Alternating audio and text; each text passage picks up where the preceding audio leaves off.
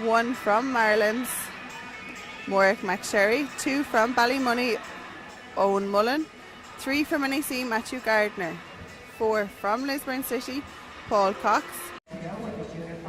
So here we have Jane Rudd. Hey, how are you, Jane?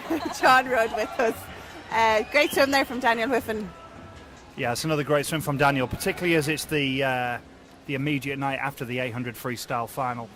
You know, to swim those two events back to back isn't easy in anybody's book. So terrific that he got the World Junior and the European Junior consideration times again in that event, and to show that he can do those two swims in a 24-hour period. Yeah. And we had Shane this morning just missing World Championships time. Comfortable to do it tonight, we hope. Well, you'd hope so, wouldn't you? Look, Shane's been sat on the same kind of backstroke time now for about 6 years.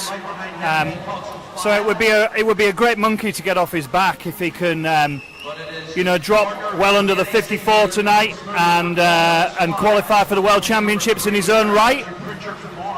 The interesting thing is that Conor Ferguson's going to be quite a way away from him in terms of, you'd expect them to be in the lanes next to each other, but Conor took the heats, you would say, a little bit easy this morning, and therefore those two guys aren't effectively going head to head in terms of being in each other's eye line. You don't get to see your competitors very much on backstroke. You get to see them coming out the turns and maybe a little bit out the start, but they're not going to feel each other and really see where each other are. They're effectively doing sole time trials, so that's going to be very interesting. Who else should we watch in this evening session? Well, the final of the night arguably could be the men's 200 IM in the senior final. You've got the two guys that would consider themselves to be the 200 IM specialists in Ben Griffin and James Brown.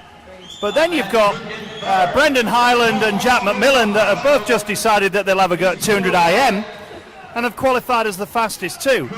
So you've got 4 very good boys there that are not going to want to give an inch to each other.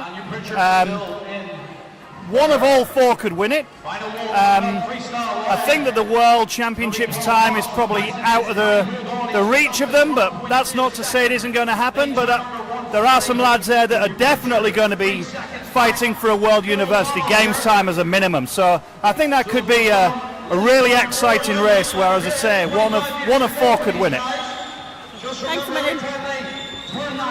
Right, we are back in the pool now, and it is the two lads here, Oisín and Paul, who are neck and neck as we come in to the last 5 metres of this 200. They have been neck and neck throughout it. I think it is going to be Oisín who takes, and it is 2:11. 300ths of a second, Grania, separating them between their 200. Massive improvements this morning. Massive improvement. Oisín this morning went 2:14. They both 2:14. went 2:14.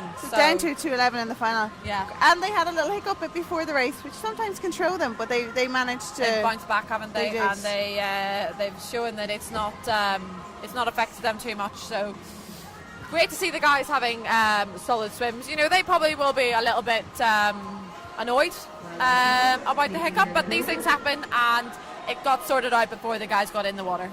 Which is so important. So